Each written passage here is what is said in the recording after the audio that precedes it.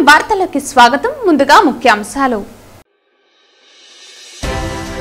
Mega DSC పరీక్షకు సన్నద్ధమవుతున్న బడుగు బలహీన వర్గాలకు చెందిన పేద విద్యార్థులు బీసీ స్టడీ సర్కిల్ తిరుపతి నందు ఉచిత శిక్షణను సద్వినియోగం చేసుకోవాలి బీసీ సంక్షేమ శాఖ ఆధ్వర్యంలో తిరుపతిలోని ఏపీ బీసీ స్టడీ సర్కిల్లో మెగా డిఎస్సి ఉచిత కోచింగ్ ను ప్రారంభించిన తిరుపతి జిల్లా కలెక్టర్ వెంకటేశ్వర్ మినీ అంగన్వాడీలలో మెయిన్ అంగన్వాడీలుగా గుర్తించాలి తిరుపతి కలెక్టరేట్ వద్ద సిఐటియు ఆధ్వర్యంలో అంగన్వాడీలు ఆందోళన మంత్రుల సమక్షంలో జరిపిన చర్చల్లో వచ్చిన మినిట్స్ తక్షణమే అమలు పరచాలి సమస్యలు పరిష్కరించాలని కలెక్టర్ కి వినతి తిరుపతి స్థానికులకు శ్రీవారి దర్శనం కల్పించండి టీటీడీ నూతన ధర్మకర్తల మండలికి బీజేపీ నేత నవీన్ కుమార్ రెడ్డి విన్నపం కలియుగంలో స్వర్గమైన వైకుంఠమైన దేవలోకమైన శేషాచలం కొండల్లోని తిరుమల శ్రీవారి సన్నిధే తిరుమల కొండపై శ్రీవారి దేవలోకం ఉండగా కింద దేవలోక్ ఎందుకు ప్రశ్నించిన రాయల్ పీపుల్స్ ఫ్రంట్ వ్యవస్థాపకులు రెడ్డి శేఖర్ రాయల్ వార్తల్లోని వివరాలు రాష్ట్ర ప్రభుత్వం త్వరలో విడుదల చేయనున్న మెగా డిఎస్సి నోటిఫికేషన్ పోస్టుల కొరకు పరీక్షకు సన్నద్ధమవుతున్న బడుగు బలహీన వర్గాలకు చెందిన పేదల కొరకు బీసీ సంక్షేమ శాఖ ఆధ్వర్యంలో తిరుపతిలోని ఏపీ బీసీ స్టడీ సర్కిల్లో మెగా డిఎస్సి ఉచిత కోచింగ్ ను ప్రారంభించుకోవటం ఎంతో సంతోషంగా ఉందని సద్వినియోగం చేసుకోవాలని తిరుపతి జిల్లా కలెక్టర్ వెంకటేశ్వర్ పేర్కొన్నారు శనివారం ఉదయం స్థానిక ఎమ్మరపల్లి సర్కిల్ సమీపంలో బీసీ సంక్షేమ శాఖ ఆధ్వర్యంలో AP BC study circle Tirupati నందు మెగా డిఎస్సి ఉచిత కోచింగ్ కార్యక్రమాన్ని జిల్లా కలెక్టర్ సంబంధిత అధికారులతో కలిసి జ్యోతి ప్రజ్వలన చేసి లాంఛనంగా ప్రారంభించారు ఈ సందర్భంగా కలెక్టర్ మాట్లాడుతూ కూటమి ప్రభుత్వం ఏర్పడ్డాక ముఖ్యమంత్రి చేసిన తొలి 5 సంతకాలలో మెగా డిఎస్సి ఫైలుపై ఒకటి అని తెలిపారు డిఎస్సి ప్రకటనకు ముందుగా చదువుకున్న బడుగు బలహీన వర్గాల పేద కుటుంబాల పిల్లలకు డిఎస్సి ఉచిత శిక్షణ ద్వారా వారికి తోడ్పాటు అందించడం జరుగుతుందని అన్నారు 6 సంవత్సరాల తర్వాత వస్తున్న డిఎస్సి అని ప్రభుత్వం అందిస్తున్న ఈ తోడ్పాటు మరిచిపోలేమని పలువురు సంతోషం వ్యక్తపరిచారు స్టెఫెన్ పుస్తకాలు కూడా శిక్షణలో భాగంగా అందివ్వనున్నారని శిక్షణను సద్వినియోగం చేసుకోవాలని అన్నారు కరెంట్ అఫైర్స్ పై సబ్జెక్టుపై పట్టు పెంచుకోవాలని ఆబ్జెక్టివ్ విధానంలో పరీక్ష ఉంటుందని కాంపిటీషన్ ఉంటుందని ప్రణాళికాబద్ధంగా ప్రిపేర్ కావాలని అన్నారు త్వరలోనే నోటిఫికేషన్ విడుదల కానుందని తెలిపారు గత టెస్ట్ పేపర్స్ ను కూడా దృష్టిలో పెట్టుకుని వాటిపై కూడా ప్రిపేర్ కావాలని సూచించారు వచ్చే విద్యా సంవత్సరం నాటికి డిఎస్సి ద్వారా నియామకం కాబడిన ఉపాధ్యాయులను పాఠశాలల్లో పోస్టింగ్ చేస్తామని మన విద్యాశాఖ మంత్రి నారా లోకేష్ తెలిపారని గుర్తు చేశారు నేడు బీసీ సంక్షేమ శాఖ ఆధ్వర్యంలో తిరుపతిలోని ఏపీ బీసీ స్టడీ సర్కిల్లో మెగా డిఎస్సి ఉచిత కోచింగ్ ప్రారంభించుకోవటం ఎంతో సంతోషంగా ఉందని బీసీ ఎస్సీ ఎస్టీ మరియు ఈబీసీ ఈడబ్ల్యూఎస్ వర్గాలకు చెందిన 220 మంది అర్హులైన విద్యార్థులకు 60 రోజుల పాటు శిక్షణ ఇవ్వబడుతుందని తెలుపుతూ సద్వినియోగం చేసుకోవాలని అందరికీ ఆల్ ది బెస్ట్ తెలిపారు అనంతరం ఎమ్మెల్సీ సిపాయి సుబ్రహ్మణ్యం రాష్ట్ర వన్యకుల క్షత్రియ కార్పొరేషన్ చైర్మన్ సిఆర్ రాజన్ రాష్ట్ర నాయి బ్రాహ్మణ కార్పొరేషన్ చైర్మన్ రుద్రకోటి సదాశివం ఈ కార్యక్రమంలో పాల్గొని మాట్లాడుతూ సదరు ఉచిత శిక్షణను సద్వినియోగం చేసుకోవాలని కోరారు ఈ కార్యక్రమంలో జిల్లా వెనుకబడిన తరగతుల సంక్షేమ శాఖ అధికారి చంద్రశేఖర్ జిల్లా సాంఘిక సంక్షేమ మరియు సాధికార శాఖ అధికారి చెన్నయ్య జిల్లా సహకార అధికారిని లక్ష్మి తదితరులు పాల్గొన్నారు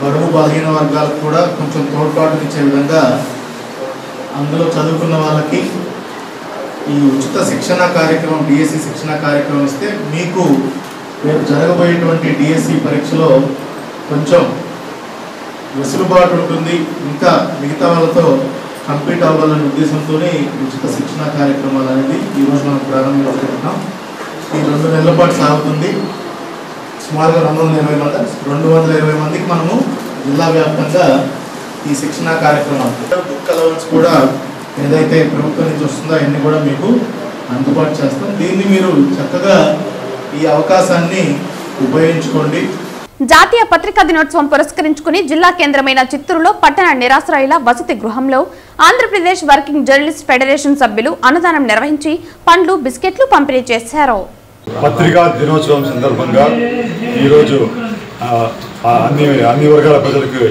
శుభాకాంక్షలు ప్రజాస్వామ్యంలో పత్రికా స్వేచ్ఛ అనేది ఎంతో ముఖ్యమైనది ఎందుకంటే ప్రజల గొంతుగా రాజ్యానికి వినిపించాలనుకుంటే పత్రికలే ప్రధాన పాత్ర పోషిస్తున్నాయి కాబట్టి పత్రికల యొక్క ఏదైతే ఈ ప్రజల గొంతుగా వినిపిస్తున్నాయో వాటిని కాపాడడం ద్వారా ప్రజాస్వామ్యాన్ని మనుగడ సాగించడానికి మనందరం కృషి చేయాలి. ఇదే విధంగా పాత్రికేయుల హక్కులను కూడా ప్రభుత్వం పరిరక్షించాలి. పాత్రికేయులకి న్యాయబద్ధంగా ఏవైతే రావాల్సి ఉన్నాయో హక్కులు, వాటికి సంబంధించిన విషయంలో కూడా ప్రభుత్వం చొరవ తీసుకొని న్యాయం చేయాలి. అదేవిధంగా జర్నలిస్టులకి ఆరోగ్య బీమా, జర్నలిస్టుల ఇళ్ల స్థలాలు, జర్నలిస్టుల అక్రిడిటేషన్ విషయంలో కూడా ప్రభుత్వం సానుకూలంగా స్పందించి న్యాయం చేయాలనేది మా విజ్ఞప్తి. ప్రజాస్వామ్యాన్ని కాపాడడంలో ఏ విధంగా అయితే పాత్రికేయులు నిరంతరం కృషి చేస్తున్నారో వాళ్ళందరికీ కూడా ఈ ప్రజాస్వామ్య పత్రికా స్వేచ్ఛ దినోత్సవం సందర్భంగా శుభాకాంక్షలు తెలియజేస్తున్నాను. ఈరోజు కార్యక్రమం గురించి అందులో భాగంగానే ఈరోజు ఆంధ్రప్రదేశ్ వర్కింగ్ జర్నలిస్ట్ ఫెడరేషన్ ఆధ్వర్యంలో పట్టణ నిరాశ్రయుల కేంద్రంలో ఉన్నటువంటి వారందరికీ కూడా మనము ఈరోజు సేవా కార్యక్రమాలు జరిపాము. ఇదే విధంగా కూడా ఇదే స్ఫూర్తితో మనమందరం కలిసి భవిష్యత్తులో కూడా ఇలాంటి కార్యక్రమాలు జరిపి ప్రజలలో మా యొక్క ఉనికిని చాటుకుంటామని తెలియజేస్తున్నాం. ప్రజాస్వామ్య వ్యవస్థలో 4వ మూల స్తంభమైనటువంటి దినపత్రికల దినోత్సవం ఈరోజు జరుగుతూ ఉంది. అలాగే రాజ్యాంగ వ్యవస్థలో దినపత్రికల యొక్క పాత్ర ఎంతో కీలకమైనది. అణగారిన వర్గాలు, అణగబడినటువంటి అణచివేతకు వ్యతిరేకంగా అణచివేతలను వెలుగులోకి తీసుకురావడంతో పాటు ప్రభుత్వంలో ఉన్నటువంటి ప్రజాప్రతినిధి చేస్తున్నటువంటి అవినీతిని కూడా వెలుగులోకి తీసుకురావడంలో పత్రికలు కీలక పాత్ర పోషిస్తున్నటువంటి పరిస్థితి.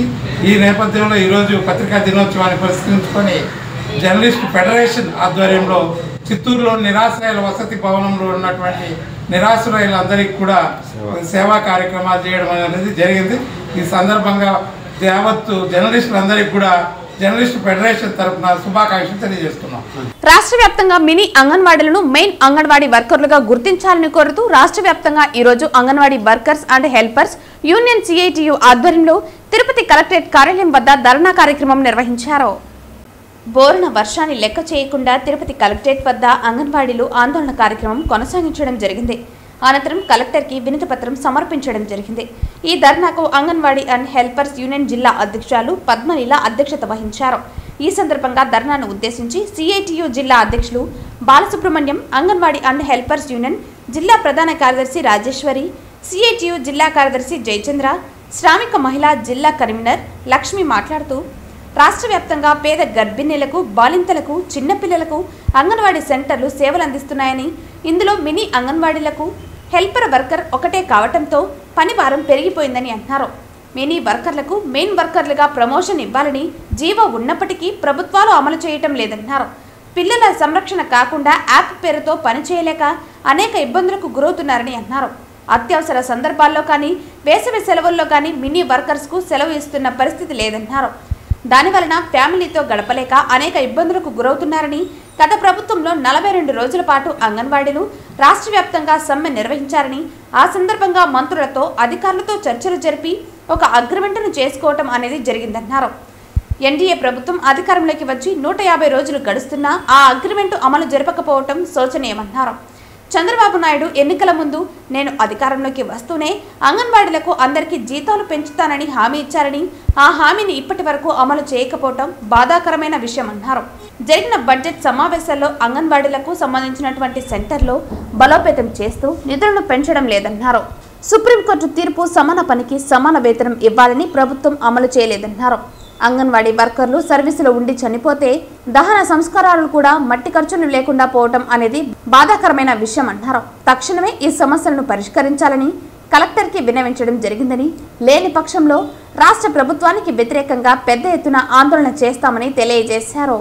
ఈ కార్యక్రమంలో CITU జిల్లా నాయకులు మునిరాజా, అంగన్వాడీ ప్రాజెక్ట్ అధ్యక్ష కార్యదర్శులు శ్యామల, ఇంద్రాణి, శాంతి తదితరులు పాల్గొన్నారు. మినీ సమస్యలు కూడా పరిష్కారం చేయండి అని ఈ ప్రభుత్వాన్ని హెచ్చరించినా గానీ ఇప్పటికి కూడా పట్టించుకోకుండా ఇప్పుడు అసెంబ్లీ సమావేశాలు జరుగుతా ఉన్నాయి. మాకు ICDS బడ్జెట్ కూడా చాలా అంటే చాలా ఘోరాతి ఘోరంగా కూడా ఈ బడ్జెట్ విడుదల చేశారు. కాబట్టి ఇది ఎంతవరకు సమావేశం అని చెప్పేసి మేము CITU anganwadi workers and helpers తరఫున డిమాండ్ చేస్తా ఉన్నాము. ప్రభుత్వం వెంటనే అసెంబ్లీలో చర్చించి మా న్యాయమైన కోరికలను తీర్చాలి, వాళ్ళు ఒప్పుకున్నటువంటి అంశాలని పరిష్కారం చేయాలి. లేని పక్షంలో రాబోయే రోజుల్లో మా అంగన్వాడీ తడాకా తెలుసు, ఖచ్చితంగా ఉద్భూతంగా పోరాటాలు చేస్తామని చెప్పి కూడా ఈ ప్రభుత్వాన్ని హెచ్చరిస్తున్నాం. టీటీడీ నూతన ధర్మకర్తలి మండలి మొదటి సమావేశం జరుగుతున్నందున అందులో ప్రధాన అంశాలుగా మొదటిది తిరుపతి వాసులకు ఆధార్ కార్డు ఆధారంగా శ్రీవారి దర్శనం కల్పించాలని, రెండవది వైకుంఠ ఏకాదశికి ప్రత్యేక క్యూలైన్ ద్వారా స్థానికులకు తిరుమలేసుని దర్శనం కల్పించాలని టీటీడీ ధర్మకర్తలి మండలి చైర్మన్ స్థానికుల పట్ల సహృదయంతో నిర్ణయం తీసుకుని ప్రకటించాలని బీజేపీ నేత నవీన్ కుమార్ రెడ్డి విజ్ఞప్తి చేశారు.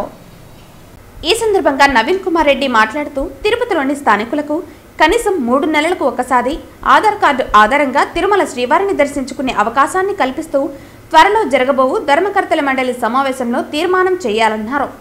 తిరుపతి వాసులకి గతంలో ప్రతి నెల మొదటి మంగళవారం శ్రీవారి దర్శన భాగ్యం అందుబాటులో ఉన్నందున ఎటువంటి సిఫార్సు లేఖలు లేకుండా సామాన్య ప్రజలు సైతం తమ ఇంట్లో శుభకార్యాలు జరిగినప్పుడు స్వామివారిని సంతృప్తిగా దర్శించుకునేవారన్నారు. వైకాపా పాలనలో గత 5 సంవత్సరాలుగా స్థానికులకు ఇస్తున్న ప్రతి నెల మొదటి మంగళవారం దర్శనాలను రద్దు చేసి శ్రీవారిని స్థానికులకు దూరం చేశారని అన్నారు. తిరుపతికి అసెంబ్లీ ఎన్నికల సందర్భంగా విచ్చేసిన జనసేనాని పవన్ కళ్యాణ్ స్థానికులకు శ్రీవారి దర్శనం కల్పిస్తామని బహిరంగ ప్రకటన చేయడంతో తిరుపతి ఎన్డీఏ కూటమి ఎమ్మెల్యే అభ్యర్థిగా ఆరణి శ్రీనివాసులని అఖండ మెజారిటీతో తిరుపతి ప్రజలు ఆదరించారని అన్నారు. భారతదేశంలో ప్రముఖ పుణ్యస్థలాలైన శబరిమలై, షిరిడి లాంటి అనేక హిందూ దేవాలయాల్లో అక్కడి స్థానికులకు ఆలయ దర్శనాలలో ప్రాధాన్యత కల్పిస్తున్నారని, అదేవిధంగా తిరుపతి స్థానికులకు సైతం కల్పించాలన్నారు. తిరుమల తిరుపతి దేవస్థానం నూతన ధర్మకర్తల మండలి కొలువు తీరింది. ధర్మకర్తల మండలి చైర్మన్ సభ్యులకి స్థానికుడిగా శ్రీవారి భక్తుడిగా హృదయపూర్వక అభినందనలు తెలియజేసుకుంటున్నా. స్థానికులు ఎదుర్కొంటున్నటువంటి ప్రధాన అంశాలని ఈరోజు రేపు జరగబోయే ధర్మకర్తల మండలి సమావేశంలో కీలక అంశంగా పరిగణించి చర్చించి మంచి ప్రకటన చేస్తారని చెప్పని తిరుపతి ప్రజలందరూ కూడా ఎదురు చూస్తున్నారు. అందులో ముఖ్యంగా గతంలో ఉన్నటువంటి ప్రభుత్వాలు తిరుపతిలో ఉన్నటువంటి స్థానికులకి ఆధార్ కార్డు ఆధారంగా తిరుమల శ్రీవారిని ఇంట్లో శుభకార్యాలు జరిగినప్పుడు వెళ్ళి దర్శించుకునే వాళ్ళని, ఏ సిఫార్సు లేఖలు లేకుండా మహతి ఆడిటోరియంలో ఇచ్చేవాళ్ళు. అలాంటిది గత 5 సంవత్సరాల వైఎస్ఆర్ ప్రభుత్వం అధికారంలోకి వచ్చిన తర్వాత స్థానికుల్ని తిరుమల శ్రీవారి దర్శనాన్ని దూరం చేసేశారు, రద్దు చేసేశారు. దీంతో అనేక మంది స్థానికులు తిరుపతిలో ఉన్నటువంటి స్థానికులంతా కూడా ఇంట్లో శుభకార్యాల్లో జరిగిన, బిడ్డలకు ఉద్యోగాలు వచ్చినా, పరీక్షల్లో పాస్ అయినా తిరుమల శ్రీవారి దర్శనానికి వెళ్ళాలంటే అగమ్య గోచరంగా తయారైపోయింది. సిఫార్సు లేఖలు ఎవరిని అడగాలో తెలియని పరిస్థితి. సామాన్య ప్రజలండి. నేను టీటీడీ ధర్మకర్తల మండలి చైర్మన్ గారికి స్థానికుడిగా విజ్ఞప్తి చేస్తున్నా, దయచేసి మనం ఏదైతే గతంలో కొనసాగిస్తా ఉన్నామో ప్రతి మొదటి మంగళవారం స్థానికులకు శ్రీవారి దర్శనాన్ని దాన్ని కొనసాగించేలా మీరు తీర్మానం చేయండి. ప్రతి 3 నెలలకు ఒకసారి కనీసం స్థానికులతో ఆధార్ కార్డు ఆధారంగా ఒక కుటుంబానికి అనుమతించండి. అదేవిధంగా త్వరలో వైకుంఠ ఏకాదశి రాబోతోంది. వైకుంఠ ఏకాదశి, ద్వాదశి పర్వదినాలు గతంలో 10 రోజులకి పెంచడం జరిగింది. అందులో భాగంగా ఒక్కరోజు స్థానికులకి ఆధార్ కార్డు ఆధారంగా వైకుంఠ ఏకాదశి దర్శన భాగ్యాన్ని కల్పించాలని చెప్పని. ఎందుకంటే ఈరోజు తిరుమలకి వెళ్ళాలంటే స్థానికులు భయపడిపోయే పరిస్థితి వస్తుంది. కాబట్టి ఈ 2 ప్రధాన అంశాలుగా మనం తీసుకుని స్థానికులకి శ్రీవారి దర్శనాన్ని దగ్గర చేర్చాలని చెప్పి కోరుకుంటున్నాం. తిరుమల కొండపై శ్రీవారి దేవలోకం ఉండగా తిరుమల కింద ప్రైవేటు సంస్థ వారి దేవలోక్ ఎందుకని రాయల్ పీపుల్స్ ఫ్రంట్ వ్యవస్థాపకులు రెడ్డి శేఖర్ రాయల్ ప్రశ్నించారు. కలియుగంలో స్వర్గమైన, వైకుంఠమైన, దేవలోకమైన శేషాచలం కొండల్లోని తిరుమల శ్రీవారి సన్నిధేనని, అలాంటిది 7 కొండల మొత్తాన్ని అతి పవిత్రంగా చూడాల్సింది పోయి కలియుగ దైవం కొండపై దేవలోకం ఉంటే కొండ కింద దేవలోక్ అనే ప్రైవేటు సంస్థకు భూములను దారాదత్తం చేయటంలో ఆంతర్యం ఏమిటని గత వైసీపీ ప్రభుత్వాన్ని, మౌనం వహించిన కూటమి ప్రభుత్వాన్ని, టీటీడీ పాలక మండలిని రాయల్ పీపుల్స్ ఫ్రంట్ వ్యవస్థాపకులు రెడ్డి శేఖర్ రాయల్ ప్రశ్నించారు. తిరుపతి ప్రెస్ క్లబ్లో శనివారం మీడియా ముందు ఆర్పీఎఫ్ నాయకులు హేమంత్, వేణు, కేశవులు, పవన్ రాయల్, సావిత్రమ్మలతో కలిసి రెడ్డి శేఖర్ మాట్లాడుతూ అతి పవిత్రమైన పుణ్యక్షేత్రం తిరుమలకు చెందిన ప్రాంతంలో మద్యం, మాంసం లాంటివి విక్రయించే హోటల్స్ను, ఇతరత్రా చెడు వ్యాపారాలను నిషేధించాలని ఈ సందర్భంగా డిమాండ్ చేశారు. లేని పక్షంలో తమ పోరాటాన్ని ఉధృతం చేస్తామని హెచ్చరించారు. ఇంత గొప్ప క్షేత్రంలో మాటి మాటికి ఏదో ఒక వ్యవహారం, మొన్న చూస్తే ఈ లడ్డు వ్యవహారము, అంతకుముందు చూస్తే అన్యమత ప్రచారము, దాని తర్వాత భక్తుల మీద దోపిడీ, ఇప్పుడు లేటెస్ట్గా వచ్చేసి ఆ వెంకటాచల ఆ శేషాద్రి పర్వతయం యొక్క సానువుల్లో వాటిని లోడి అక్కడ ఒక 5 స్టార్ హోటల్ కడతారంట. అయితే ఆ 5 స్టార్ హోటల్ కన్నా ముందు కూడా అక్కడ వచ్చేసి దేవలోక్ అనేటువంటి ఒక ప్రాజెక్టుకు అప్పుడు ఉన్నటువంటి గవర్నమెంట్ వారు ఆ భూమిని కేటాయించడం జరిగింది. మరి ఆ దేవలోక్ ఎందుకు ఆగిపోయిందో తెలియదు. దాని తర్వాత ఆల్రెడీ పైన కొండపైన వచ్చేసి ఒక దేవలోకం ఉండగా ఇక్కడ కింద ఇంకో దేవలోకం ఎందుకు అంటే ప్రజలను మభ్యపెట్టి తిరుమల తిరుపతి దేవస్థానం యొక్క డబ్బులను అనవసరంగా ఏ విధంగా ఖర్చు చేయాలో అర్థం కాక తెలియక తికమకబడుతూ ఈ విధంగా ఆ లోకం ఈ లోకం ఏం దేవలోకము ఉండేటువంటిది ఒకటే లోకము, అది తిరుమల తిరుపతి వెంకటేశ్వర స్వామి, స్వర్గము అదే, వైకుంఠం అదే, మనకు ప్రత్యక్ష దైవం ఆయన మాత్రమే. ఏదైనా అభివృద్ధి చేయాలంటే రకరకాల ప్రణాళికలు ఉన్నాయి, రాష్ట్రంలో ఎన్నో రకాలైనటువంటి సమస్యలు ఉన్నాయి. ఈ యొక్క ఆధ్యాత్మికతను దెబ్బతీసేటువంటి విధంగా వీళ్ళు తీసుకుంటున్నటువంటి నిర్ణయాలన్నీ ప్రజాభిప్రాయం లేకుండా, భక్తుల యొక్క అనుమతి లేకుండా, వాళ్ళ అభిప్రాయం లేకుండా అనాలోచితమైనటువంటి ఏదైతే వీళ్ళు నిర్ణయాలు తీసుకొని మళ్ళీ వాటన్నిటిని కూడా ప్రజల యొక్క మనోభావాలపైన రుద్దుతాంటారు. చూసినారా, ఇది చాలా దారుణంగా ఉండదు. సో ఈ దారుణాన్ని ఖచ్చితంగా ఇప్పటికిప్పుడు ఆపివేయాలా, ఈ ప్రాజెక్టుని ఇప్పటికిప్పుడే నిలిపివేయాలా. అంటే మేము తిరుమలకు వచ్చేటువంటి భక్తులకు మీరు ఏమి సందేశాన్ని ఇవ్వదలుచుకున్నారు అంటే ముంతాజ్ హోటల్, ఇప్పుడు మేము ఇక్కడ వచ్చేసి పోరాటం చేస్తే ఆ హోటల్ యొక్క బోర్డును తొలగించడము, దాని తర్వాత పేరు మార్చడము, రకరకాల ప్రయత్నాలతో తిరిగి అక్కడ కట్టడాన్ని ఆరంభించాలని చెప్పేసి మీరు చేస్తున్నటువంటి ఏవైతే కుట్రలు ఉన్నాయో భక్తులంతా గమనిస్తూనే ఉంటారు. అంటే తిరుమలకు వచ్చేసి మేము ఏం జపం చేసుకోవాలా, నారాయణ జపం చేసుకోవాలన్నా, గోవింద జపం చేసుకోవాలన్నా, వెంకటేశ్వర జపం చేసుకోవాలా, లేకపోతే ముంతాజ్ హోటల్ చూసేసి ముంతాజ్ అని చెప్పేసి మనసులో స్మరించుకోవాలన్నా, ఏమి సందేశం ఇవ్వదలుచుకున్నారు మీరు అని చెప్పేసి ఈ పాత్రికేయ అభిముఖంగా వచ్చేసి ఈ వ్యవస్థలను, ఈ ప్రభుత్వాన్ని, ఈ టీటీడీ తిరుమల తిరుపతి దేవస్థానం అనేటువంటి ఈ యొక్క వ్యవస్థను నేను వచ్చి ఇక్కడి నుంచి ప్రశ్నిస్తున్నాను. కలియుగ ప్రత్యక్ష దైవం కొలువైనటువంటి పవిత్రమైన 7 కొండలకు ఆనుకుని ఉన్న జూ పార్క్ వద్ద ముంతాజ్ 5 స్టార్ హోటల్కు, అలాగే 100 విల్లాస్కు, స్పా, స్విమ్మింగ్ పూల్ లాంటి విదేశీ సంస్కృతిని పెంపొందించే ప్రాజెక్టును తక్షణం కూటమి ప్రభుత్వం రద్దు చేయాలని తిరుక్షేత్రాల రక్షణ సమితి అధ్యక్షులు తుమ్మ ఓంకార్, సనాతన ధర్మ పరిరక్షణ సమితి అధ్యక్షులు చిన్నేపల్లి కిరణ్లు డిమాండ్ చేశారు.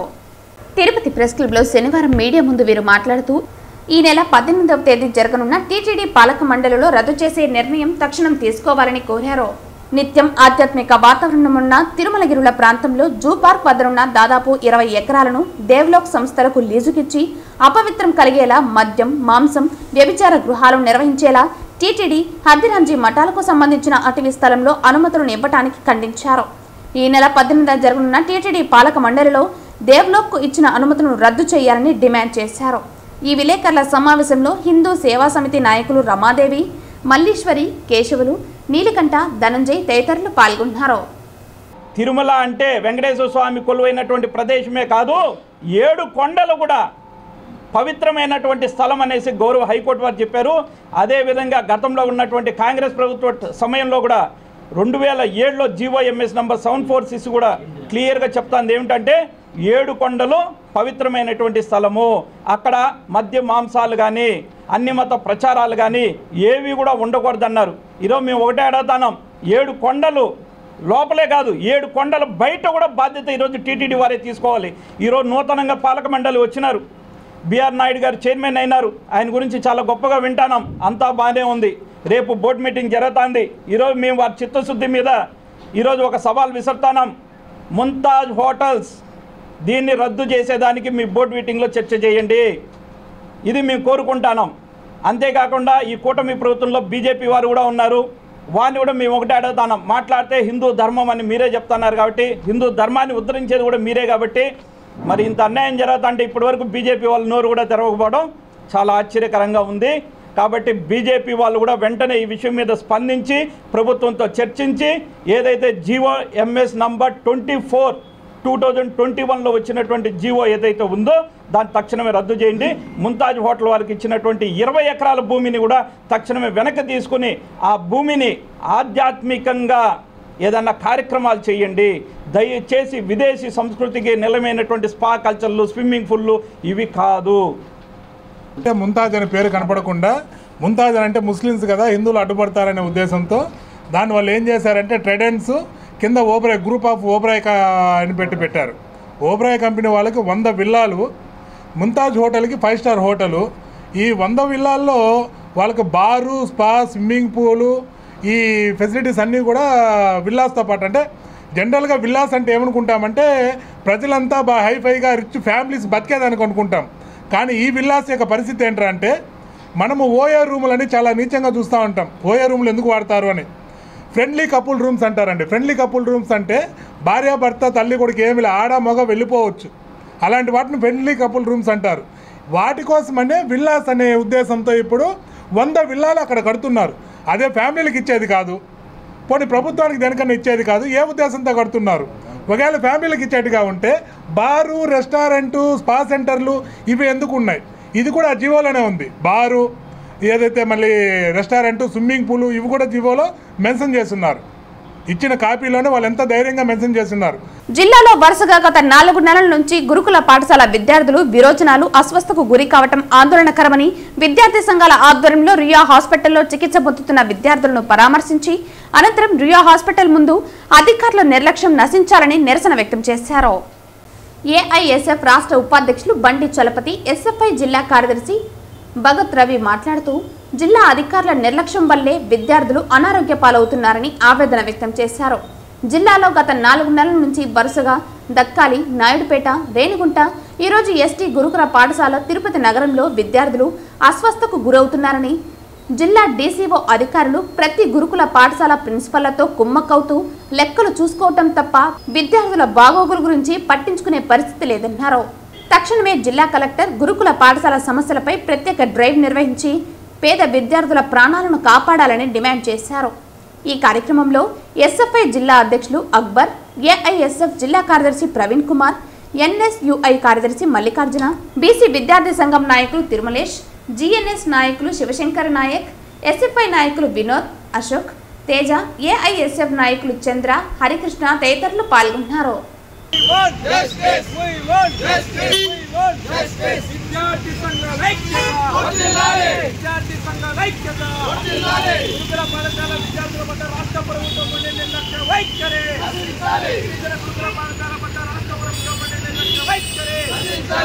ప్రముఖ తెలుగు సినీ కథానాయకులు జానపద చిత్రాలలో తనదైన శైలిలో నటించి తెలుగు ప్రజల హృదయాల్లో సుస్థిర స్థానం సంపాదించుకున్న కాంతారావు జయంతి వేడుకలను తిరుపతిలోని రాయలసీమ రంగస్థలి కళాకారులు ఘనంగా నిర్వహించారు.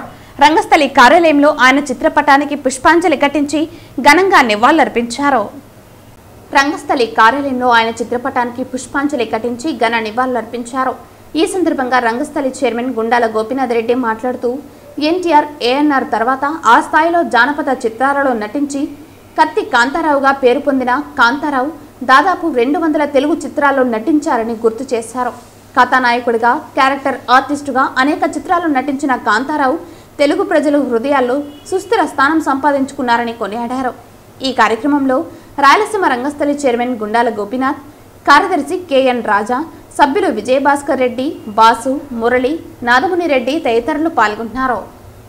జానపద హీరో కాంతారావు గారి జయంతి సందర్భంగా ఈరోజు రాయలసీమ రంగస్థలి ఆధ్వర్యంలో ఆయన చిత్రపటానికి పుష్పాంజలి ఘటించి ఘన నివాళి అర్పించాము. కాంతారావు గారు జానపద నటుడు, అలాగే సినిమాల్లో కూడా చలనచిత్రంలో ప్రవేశించి అనేక పాత్రలు చేసి కృష్ణుడు, నారదుడు అలాంటి పోషణలు నటించి అందరి మన్ననలు పొందారు. ముఖ్యంగా ఆయనను కత్తి కాంతారావు అనేవారు. దేనికంటే ఆయన నటించిన పౌరాణిక చిత్రాలలో కత్తి తిప్పేది, ఇవి మాలో కొంతమంది నటన చేస్తారు. ఆయన కత్తి విద్యలో నైపుణ్యం గలవాడు. ఆయన కత్తి తిప్పేదాన్ని చూసి ప్రేక్షక ఆదరణ ఎక్కువ లభించింది. ఆయన పేరు కాంతారావు అయినా కత్తి కాంతారావు అంటేనే ఎక్కువ పబ్లిష్ అయింది. అలాంటి మంచి నటుడి జయంతిని ఈరోజు జరుపుకొని ఆయన ఘన నివాళులు అర్పిస్తున్నాము. ఆయన మరణించినప్పటికీ ఆయన నటనలో అందరి హృదయాలలో చిరంజీవిగానే ఉన్నారు. ఈరోజు కత్తి కాంతారావు గారి జయంతి సందర్భంగా ఆయన ఘన నివాళులు అర్పిస్తున్నాం. ఈరోజు కత్తి కాంతారావు గారి జయంతి సందర్భంగా మనం వారిని పూజ చేసుకోవడం స్మరించుకోవడం ఎంతో శుభదినము. కత్తి కాంతారావు అంటే ఒకప్పుడు మంచి పేరు ప్రఖ్యాతులు గడించిన వ్యక్తి, మంచి నటుడు, మంచి కత్తి విద్యలో ఆరితేరిన ఒక నటుడు. ఇటువంటి కత్తి విద్య తెలిసిన ఒక ఈ కాలంలో ఎవరికి తెలియదు, ఏ నటుడికి తెలియదు. వారితోనే ఆ రోజు కత్తి విద్య అనేసి ఏంటో ఆ రోజు నిరూపించారు. వారిని స్మరించుకోవడం ఈరోజు మా అందరి గోపినాథ్ రెడ్డి గారి ద్వారా స్మరించుకోవడం మా అదృష్టంగా భావిస్తున్నాం. శనివారం రోజున తిరుపతి నగరం గోవిందనామ స్మరణతో మారుమోగింది. దాదాపు 100 మంది భజన మండలి కళాకారులు, భక్తులు తిరునామాలు ధరించి సాంప్రదాయ వస్త్రాలతో, మంగళ వాయిద్యాలు, తప్పెట్ట తాళాలతో నగరంలో గోవిందనామ సంకీర్తనలు ఆలపించారు. అందులో భాగంగా ఉదయం 5 గంటల నుంచి దాదాపు 100 మంది భజన మండలి కళాకారులు, భక్తులు తిరునామాలు ధరించి సాంప్రదాయ వస్త్రాలతో, మంగళ వాయిద్యాలు, తప్పెట్ట తాళాలతో నగరంలో గోవిందనామ సంకీర్తనలు ఆలపించారు. ఈ సందర్భంగా నగర సంకీర్తన మండలి సభ్యులు జాను, రాజశేఖర్ రెడ్డి, కుమార్ మాట్లాడుతూ శనివారం రోజు శ్రీనివాసునికి ఎంతో ప్రీతికరమైన రోజని గుర్తు చేశారు. అందుకే ఆయనను స్మరిస్తూ నేడు భారీ సంఖ్యలో కళాకారులు తరలివచ్చి నగర సంకీర్తనలో పాల్గొనడం సంతోషంగా ఉందన్నారు. ఈ నగర సంకీర్తన అనంతరం భక్తులకు అన్నప్రసాదం పంపిణీ చేశారు. ఈ కార్యక్రమంలో సూర్యప్రకాష్, గుండాల గోపినాథ్, సుబ్బారెడ్డి, వాసుదేవరెడ్డి, తొండమనాటి సుబ్రహ్మణ్యం రెడ్డి తదితరులు పాల్గొన్నారు. తిరుపతి ప్రజలందరికీ నమస్కారం. ప్రతి వారం లాగే ఈ శనివారం కూడా నగర సంకీర్తన చాలా బ్రహ్మాండంగా జరిగింది. మామూలుగా కాకుండా ఈసారి కార్తీక మాసం వచ్చింది. హరిహరులకి చాలా ఇష్టమైన మాసం. అలాంటి మాసంలో మనం ఇలా నగర సంకీర్తన పాల్గొనడం చాలా అదృష్టం అని చెప్తాను. ఇలాగే ప్రతి వారం ప్రజలందరూ అభివృద్ధి చెందాలి, ఇలాగే పాల్గొనాలని కోరుకుంటున్నాను. Thank you so much. ఓం నమో వెంకటేశాయ. నేను లాస్ట్ 4 వీక్ నుంచి నగర సంకీర్తన వస్తున్నాను. శ్రీ గోపీనాథ్ గారి ఆధ్వర్యంలో ఫస్ట్ 5 మందితో స్టార్ట్ అయింది. ఇప్పుడు 200 మందితో నగర సంకీర్తన బాగా జరుగుతుంది. 4 మాడ వీధుల్లో జరుగుతుంది. అండ్ దీనివల్ల నాకు చాలా పీస్ఫుల్గా ఉంది. లైఫ్ చాలా పీస్ఫుల్గా సాగుతుంది. లాస్ట్ 4 వీక్స్ నుంచి నా లైఫ్లో చాలా మంచి జరిగింది. ఇలాగే ఉండాలని కోరుకుంటున్నాను. Thank you. ఓం నమో వెంకటేశాయ. ఈరోజు శ్రీ కలియుగదయం వెంకటేశ్వర స్వామికి ఇష్టమైన రోజు శనివారం. ఈరోజు భజన మండలిని ఏర్పాటు చేసి నగర సంకీర్తన చేయడం చాలా ఆనందంగా, సంతోషకరంగా ఉంది. వేకువజామున 4:30 శ్రీ గోవిందరాజుల గుడి ఎదురుగా ఉన్న ఆంజనేయ స్వామి దగ్గర ప్రారంభమై 2 గంటల సేపు భజన చేస్తూ, కోలాటం చేస్తూ తిరిగి మన గోవిందరాజుల గుడి దగ్గర రావడం. అదేవిధంగా మొదట 5 మందితో ఈ భజన మండలి ఏర్పాటు చేసి ఈ రోజుకి 200 మంది దాకా చేరడం చాలా ఆనందంగా ఉంది. అదేవిధంగా పూర్వం నుంచి మనకు ఈ యొక్క భజన అనేది వస్తున్నది. మన సనాతన ధర్మం అది. ముందు పూర్వీకులు వాళ్ళ నుంచి మనకి ఇచ్చినారు. మన నుంచి తర్వాత తరాల వాళ్ళకు కూడా మన యొక్క భజన అనేది తెలియజేయాలి. కాబట్టి ప్రతి ఒక్కరూ ఈ యొక్క భజనలో పాల్గొని అందరూ ఆ కలియుగ దైవం వెంకటేశ్వర స్వామి ఆశీస్సులు పొందాలని కోరుకుంటున్నాను. ప్రత్యక్ష కలియుగదైవమైన తిరుపతి మహానగరం పుణ్యక్షేత్రంలో ఎంతో ప్రతిష్టత ఉన్న ఈ యొక్క తిరుపతి మహానగరంలో ప్రతి శనివారము గడిచిన 1.5 సంవత్సరంగా గుండాల గోపినాథ్ గారి ఆధ్వర్యంలో ఈ నగర సంకీర్తన కార్యక్రమం చేయడం వల్ల ప్రజలందరినీ కూడా భక్తి మార్గంలో నడిపించి మనం చేసిన పాపాలను ఒక విధంగా పాప పరిహారం చేస్తూ ఈ నగర సంకీర్తన ఏంటంటే మనిషికి ఉల్లాసాన్ని ఇస్తూ ఆహ్లాదాన్ని ఇస్తూ ప్రతి ఒక్కరిని భక్తి మార్గం నడిపించడానికి ఇన్నిన వారికి చూసే వాళ్ళకి ప్రతి ఒక్కరు కూడా ఈ యొక్క కార్యక్రమం ఎంతో ఉపయోగపడుతుందని దీన్ని మరింత విస్తృతపరిచి ఎందువల్లంటే తిరుపతి కార్వేటి నగర మండల కేంద్రంలోని స్థానిక శ్రీ లక్ష్మీ నరసింహ పాఠశాలలో సిఐడి అధికారుల ఆధ్వర్యంలో సైబర్ నేరాలు, ఎస్సీ ఎస్టీ చట్టాల అవగాహన కార్యక్రమాన్ని నిర్వహించారు. ఈ కార్యక్రమంలో Chittoor DSP Sainath, SC welfare ED Rajyalakshmi, RGO Bhavani, CID అధికారులు సిఐ హనుమంతప్ప, ఎంపీడీఓ చంద్రమౌళి, తహసీల్దార్ నాగరాజు, మండల అధికారులు తదితరులు పాల్గొన్నారు. It is not about the community, it's about the ఈ రోజు కూడా అమ్మాయిలు చక్కగా వంటిళ్ళలో నుంచి తెంచుకొని వచ్చి బయట మీరు చక్కగా చదువుతున్నారంటే మీ పేరెంట్స్ ప్రోత్సాహం ఎంత ఉందో, వాళ్ళు భయపడకుండా మిమ్మల్ని ఎంత ప్రోత్సహిస్తున్నారు. సో దయచేసి స్టూడెంట్స్ అందరూ కూడా ఈ ఫ్రెండ్షిప్ అనేది చేస్తారు, అక్కడ గమనించండి, అబ్జర్వ్ చేయండి. వాళ్ళు కూడా మీరు కూడా వెళ్ళి చెప్పొచ్చు, తప్పేముంది దాంట్లో, ఇలా చేయకూడదు అలా చేయకూడదు అని చెప్పొచ్చు. చాలా మంది కూడా 40 ఏళ్ల నుంచి 50 ఏళ్ల నుంచి ఒక ల్యాండ్ ఆధీనంలో ఉంటుంది. చిన్న ఎగ్జాంపుల్, ఎవరో ఒక రోజు వచ్చి బాగా దాన్ని డెవలప్ చేసి కష్టపడి రైతు డెవలప్ చేస్తే ఇంకొకరు వచ్చి కబ్జా చేస్తారు. పలనేరు రూరల్ మండలం జగమర్ల వద్ద జాతీయ రహదారిపై స్కార్పియో వాహనం దగ్ధమైంది. 5 మందితో తిరువన్నామలై నుండి ముల్బాగల్ వెళ్తుండగా ఈ ఘటన చోటు చేసుకుంది.